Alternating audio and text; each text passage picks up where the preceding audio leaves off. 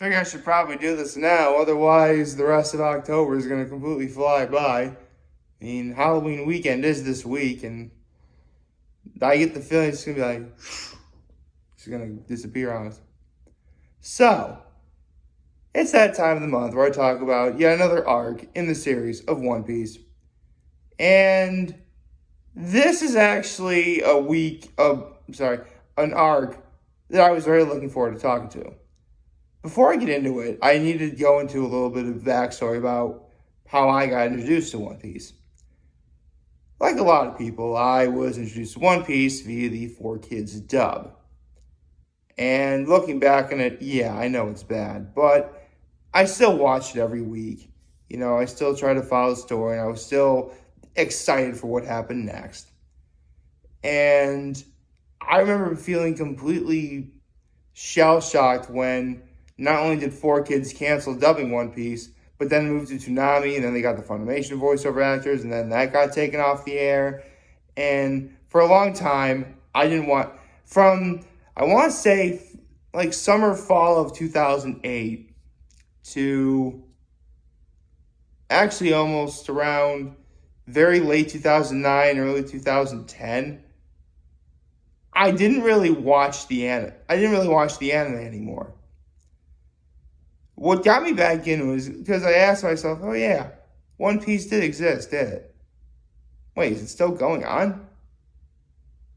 Or are we? And then we get to here, when I started watching the anime again.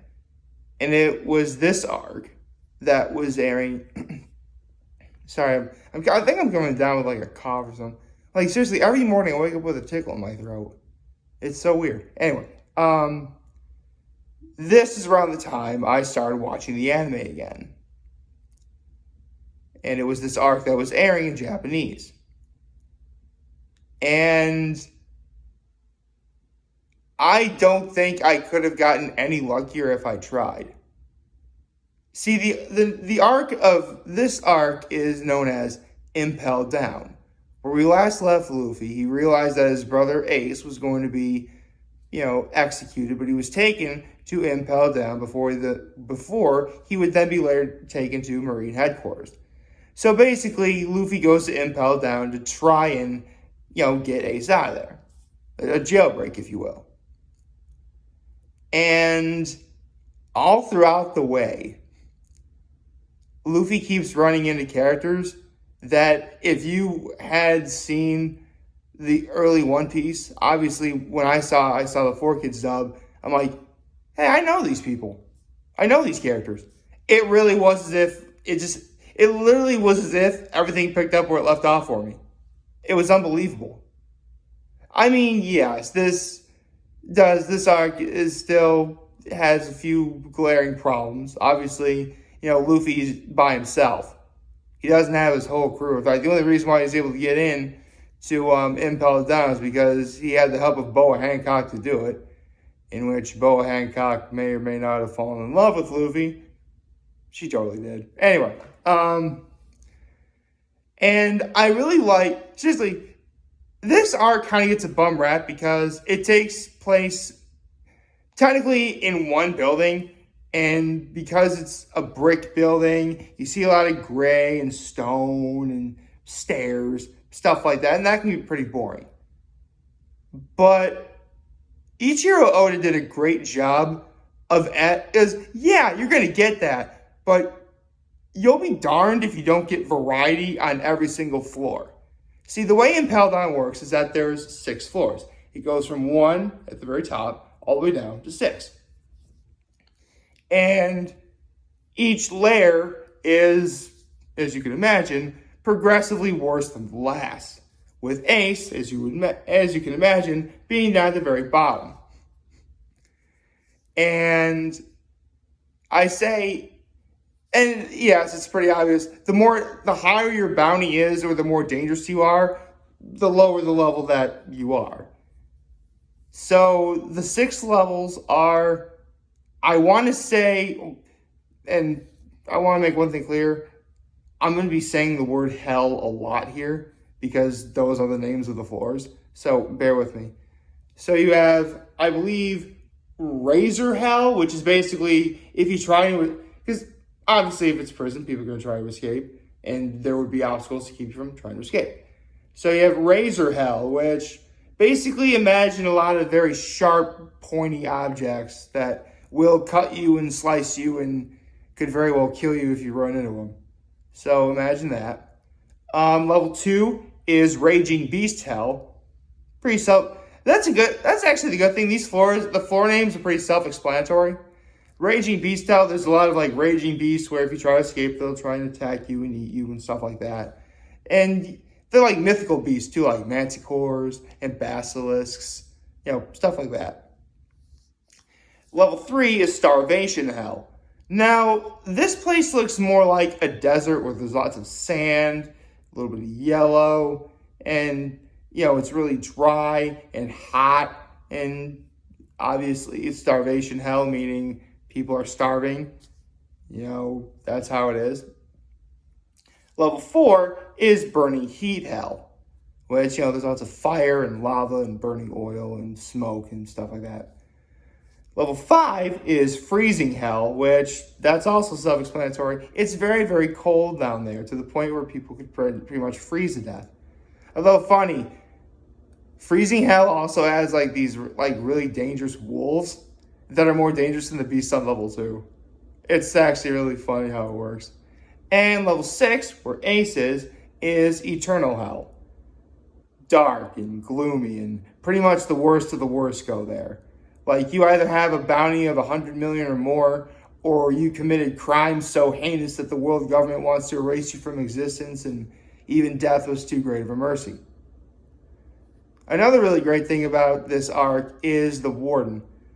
See, the Warden he's supposed to look like the devil.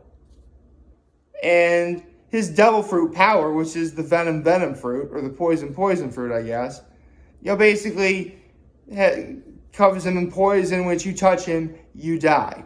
Or if the poison gets to you, you die. I mean, don't get me wrong, there's an antidote for it, yeah, but you're likely not gonna get the antidote. And this is one of the few times you see Luffy fight and lose. That wasn't Crocodile.